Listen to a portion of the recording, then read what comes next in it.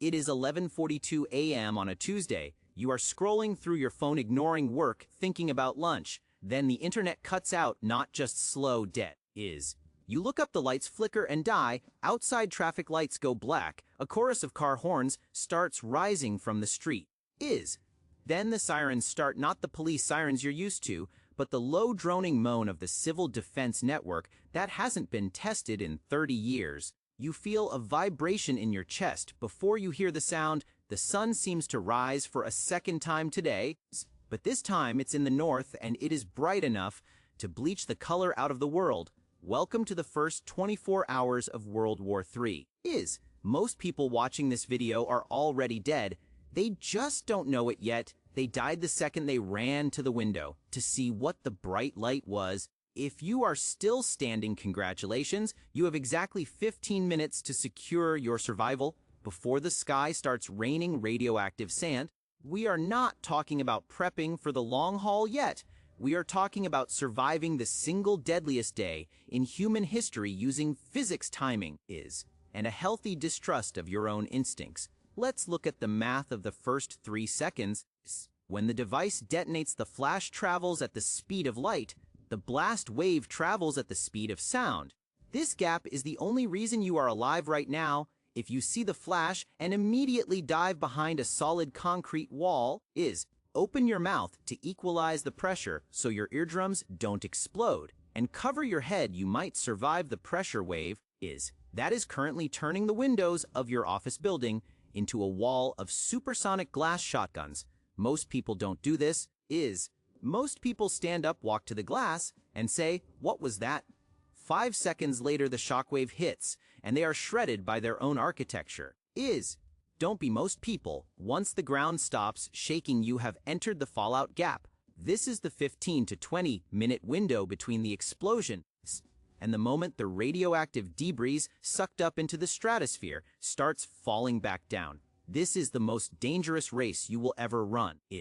Do not get in your car. This is the first mistake everyone makes. They think they can outrun the war. You can't. The highways are already gridlocked with panic. A car is not a shelter, it is a metal coffin that offers zero protection against gamma radiation. If you are stuck in traffic when the fallout starts, you cook. Your goal is mass. You need to put as much heavy dense material between you and the outside world as possible. Concrete, brick, earth, books, water.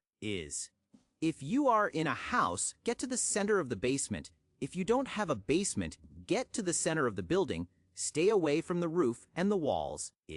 Every inch of concrete cuts the radiation dose in half. If you are in a modern apartment building with glass walls, get into the stairwell. The concrete core of the building is your fortress. Drag your mattress in there, build a fort. This isn't childhood, this is shielding. Now let's talk about the water. The moment the grid goes down, the pumps that push water to your tap stop working.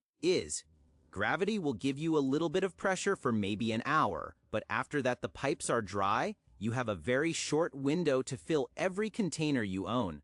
Plug the bathtub, fill the sinks, fill the pots, fill the washing machine. This isn't just for drinking, it's for hygiene. Dysentery has killed more soldiers than bullets in almost every war. When the toilets stop flushing, your apartment becomes a vertical sewer. Having 50 gallons of water in the tub buys you time to figure out a waste strategy while your neighbors start to smell. While you are filling the tub, let's discuss the air. The fallout outside looks like ash or sand. It is heavy, it falls down. It is not a gas that seeps under the door, but it is dust that can be tracked in. Seal the windows with duct tape. Turn off the AC, close the fireplace. Flue. You are trying to create a sealed bubble. If you were outside when it happened, strip off your clothes before you enter your sanctuary. Your clothes are radioactive sponges. Put them in a plastic bag, tie it shut, and throw it as far away from you as possible. Wash your hair with shampoo, not conditioner. Conditioner binds radioactive particles to your hair shafts. You want to be clean, not shiny and radioactive. 6 hours and the sun has set. The city is pitch black. The power is gone and it is not coming back. This is when the psychology shifts. The shock has worn off and the fear is setting in. Humans are social animals, but in the first 24 hours, other people are your biggest variable. Panic makes people stupid. Stupid people are dangerous. Do not open your door. Do not answer the knocking. If you have a flashlight, do not shine it out the window. In a blackout, a single candle in a window is visible for a mile. It signals I have supplies to everyone who didn't fill their bathtub. You want to be a ghost. Light discipline is military 101, and now it is your life. Use red light. If you have it, it doesn't travel as far and preserves your night vision. If you don't have red light work under a blanket, let's address the iodine myth. You've probably heard you need potassium iodide pills. Yes, they help, but they are not a magic shield. They only protect your thyroid from radioactive iodine. They do nothing against cesium strontium, or the blast wave that just leveled the downtown area. If you have them, take them. If you don't, do not go to the pharmacy. The pharmacy is currently being looted by a mob that is already vomiting from radiation sickness. Stay inside. The radiation levels outside are dropping every hour. The rule of 7 says that for every 7-fold increase in time, radiation decreases 10-fold. After 7 hours, the radiation is 10% of what it was at the start. After 48 hours, it's 1%. Your job is to wait out the spike. 12 hours in, it is the middle of the night. You are cold because the heating is electric. You are hungry, but you shouldn't eat much. Digestion takes energy and makes you thirsty. You need to conserve water.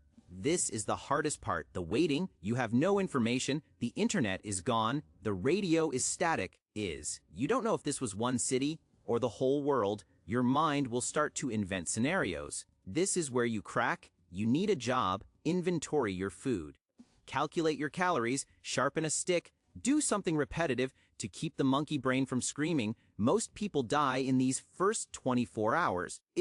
Not from the radiation, but from bad decisions. They try to leave the city and get stuck in the fallout zone. They drink from the toilet tank. Without boiling it, they get into a fight over a loaf of bread and get infected from a scratch. They burn candles and burn their own house down because the fire department no longer exists. If you wake up the next morning and you are still inside, still hydrated, and still unseen, you have passed the filter. The world outside has changed. The currency is no longer dollars. It is calories, antibiotics, and ammunition. But you made it through the purge. You didn't run to the window. You didn't get in the car. You didn't open the door. You respected the physics of the collapse. Now the real work begins. The radiation is dropping, but the hunger is rising. Welcome to day 2.